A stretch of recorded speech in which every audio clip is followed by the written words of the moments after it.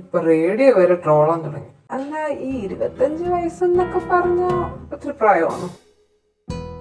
എപ്പണ്ടി ഇവിടെ മല്ലിപ്പൂ കിടക്കുമാ അമ്മ?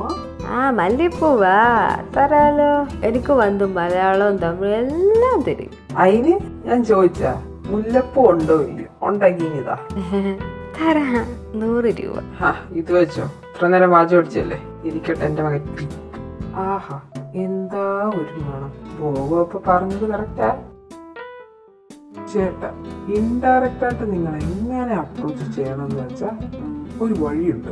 ജയക്ക് ഏറ്റവും ഇഷ്ടമുള്ള ഒരു സാധനം അത് നിങ്ങൾ ഡയറക്റ്റ് ആയിട്ട് കൊടുക്കാതെ ഇൻഡയറക്റ്റ് ആയിട്ട്, ഐ മീൻ അവളെ വീട്ടിൽ കൊണ്ടുവെക്കണം.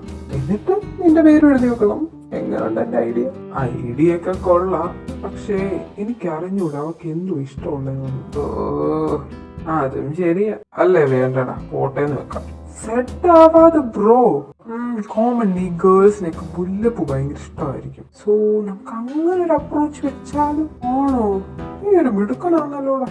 എന്ത് ചെയ്യാൻ? പിന്നെ ഞങ്ങൾ ഇന്ന് പെണ്ണ് കാണാൻ പോയപ്പോ മുല്ലപ്പൂ വെച്ചിട്ടുണ്ടായിരുന്നു. സോ ഒബ്വിയസ്ലി അവർക്ക് ഇഷ്ടമാവും. ആരേലും പോയ പത്രം ഇങ്ങോട്ട് എടുത്തോണ്ട് വന്നേ. സ്വർണ്ണവില എന്തോ നോക്കട്ടെ. എന്റെ ദൈവം, ഈ വീട്ടിലാരും എണ്ണിക്കാറില്ലേ? മനുഷ്യവിടെ 8 മണി തൊട്ട് ഇവിടെ നിൽക്കൂ. എന്റെ എംപ്ലോയീസ് ഒക്കെ എന്നെ വെയിറ്റ് ചെയ്ത് നിൽക്കുന്നതല്ല. ഞാൻ ഇന്ന് വരെ ഒരുത്തിനും വേണ്ടി വെയിറ്റ് ചെയ്തു. ആരെങ്കിലും ഒന്ന് വന്നായിരുന്നെങ്കിൽ. അല്ല, തന്നെ വരണ്ടേ, അല്ലെങ്കിൽ ചമ്മി നാറും. ആരോ വാതിൽ തുറക്കുന്നുണ്ടല്ലോ. ശുഭച്ചനോ? ദൈവമേ, പുള്ളി ഗേറ്റ് തുറക്കല്ലേ. തുറന്നു. പാത്രം എടുക്കല്ലേ, പാത്രം എന്താ ഇത്? ഇനി എടുക്കല്ലേ എന്ന് പറഞ്ഞ അങ്കിൾ എന്തോ എടുത്തിരിക്കും. ഇങ്ങനെ കാറിൽ ചുമ്മാ ഇരിക്കാതെ എന്തെങ്കിലും പോയി ചെയ്യല്ലേ ചെയ്യോളെ.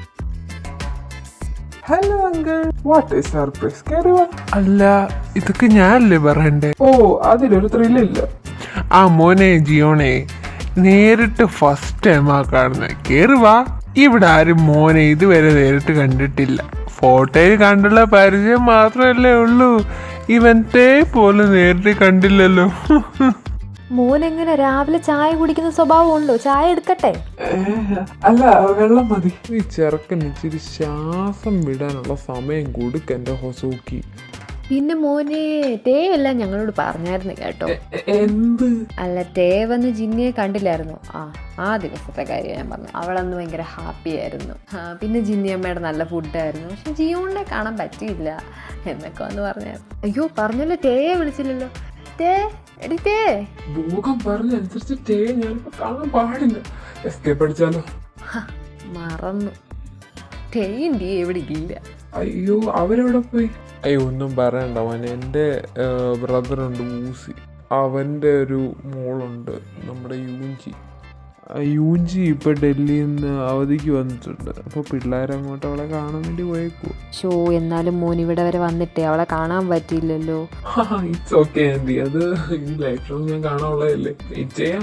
എന്നാലും എനിക്കൊരു സമാധാനമില്ല. ഞാൻ അവരെ ഫോൺ വിളിച്ചു തരട്ടെ? അയ്യോ, കുഴപ്പമില്ല ആൻറ്റി, ഞാൻ പിന്നെ ഒന്നിനും വിളിച്ചോളാം. ഈ വിളിക്ക് ഹൊസോക്കി, എനിക്കും കൊച്ചിനോട് ചില കാര്യങ്ങളൊക്കെ പറയാനുണ്ട്. പിന്നെ കുക്കി മോനെ, പത്രത്തിന്റെ ഇടയ്ക്ക് വെച്ച ആ മുല്ലപ്പൂവേ കൊണ്ടുപോകാൻ മറക്കല്ലേ.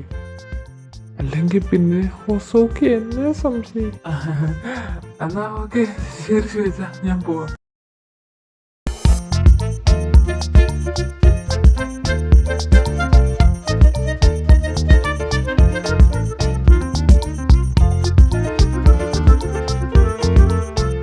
മോളെ, യൂമിച്ച് എന്നോടൊരു കാര്യം പറഞ്ഞടി. മൂപ്പറില്ലേ, ജിയോണില്ലേ, ഞാൻ നമ്മുടെ വീട്ടിൽ വന്നായിരുന്നു. പുള്ളിക്കാരൻ അമ്മ ഉണ്ടാക്കി കൊടുത്ത ഫുഡൊക്കെ കഴിച്ചു. നല്ലതാന്ന് പറഞ്ഞു. പിന്നെ അങ്ങേരെ എനിക്കൊരു മുഴം മുല്ലപ്പൂ കൊണ്ടുവന്നു. എൻ്റെ കൃഷ്ണ, ഈ ജിയോൺ വീട്ടിൽ വന്നെന്ന് പറയുമ്പോൾ എല്ലാം എനിക്ക് കുക്കിനാണല്ലോ ഓർമ്മ വരുന്നത്. അതെന്താ എനിക്ക് അറിഞ്ഞൂടാടി. എനിക്ക് തോന്നുന്നു എനിക്ക് കുക്കിന് ഇഷ്ടമെന്ന്. എന്റെ പൊന്നിട്ടേ, നിനക്ക് വട്ടാണോ? ആരെ എന്തോ ഇഷ്ടം?